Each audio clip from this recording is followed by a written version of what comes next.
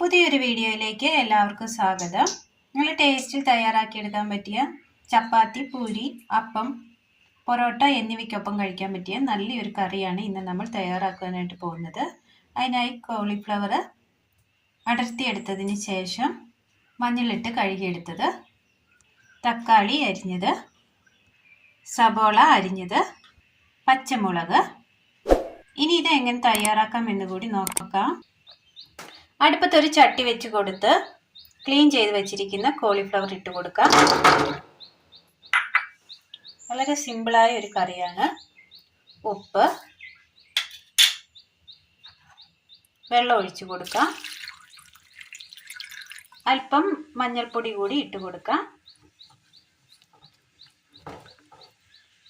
ഇനി ഇതൊന്ന് വേവിച്ചെടുക്കാം. മിക്സിയുടെ ജാർ എടുത്തതിന് ശേഷം നമ്മൾ അരിഞ്ഞു വെച്ചിരിക്കുന്ന തക്കാളി ഇതിലേക്ക് ഇട്ട് കൊടുക്കാം. ഇത് നന്നായി ഒന്ന് അടിച്ചെടുക്കണം. കോളിഫ്ലവർ അങ്ങനെ നന്നായി തിളച്ച് വെന്ത് കിട്ടിയിട്ടുണ്ട്. തീ ഓഫ് ചെയ്യാം. അടുപ്പത്തൊരു പാൻ വെച്ച് കൊടുത്ത് അല്പം എണ്ണ ഒഴിച്ചു കൊടുക്കാം.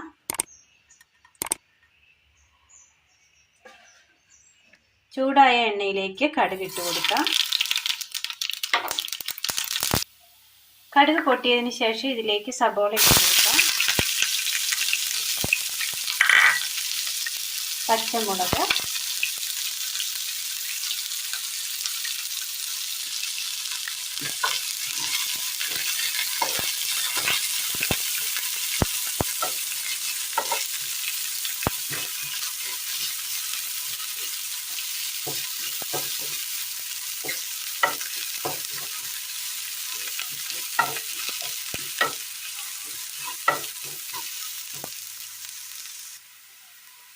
ചെറുതായി ഒന്ന് വഴന്ന് കിട്ടിയിട്ടുണ്ട്.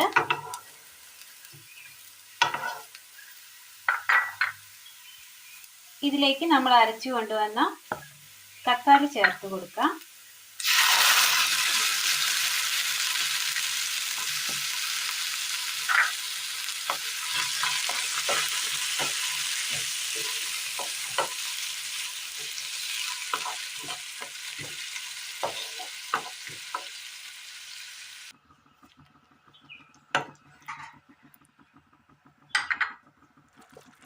ഒരൽപ്പം ഉപ്പ്,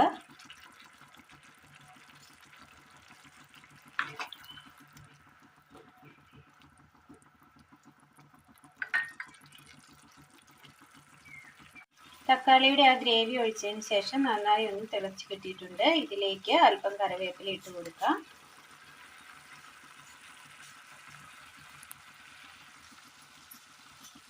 ഈ സമയം നമ്മൾ വേവിച്ച് വെച്ചിരിക്കുന്ന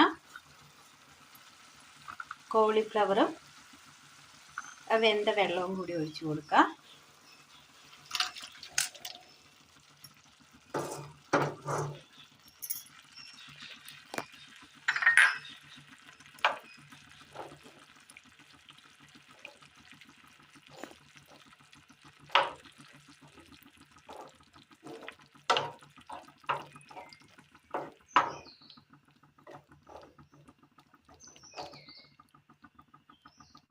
കറി അങ്ങനെ നന്നായി തിളച്ച് കിട്ടിയിട്ടുണ്ട്. പച്ചമുളകിന് എരിവ് കുറവാണെങ്കിൽ ഒരല്പം മുളക് പൊടി ചേർക്കാവുന്നതാണ്. ശേഷം ഇതിലേക്ക് ഒരല്പം പഞ്ചസാര ഒരു 1/4 സ്പൂൺ ഇട്ട് കൊടുത്തിട്ടുണ്ട്.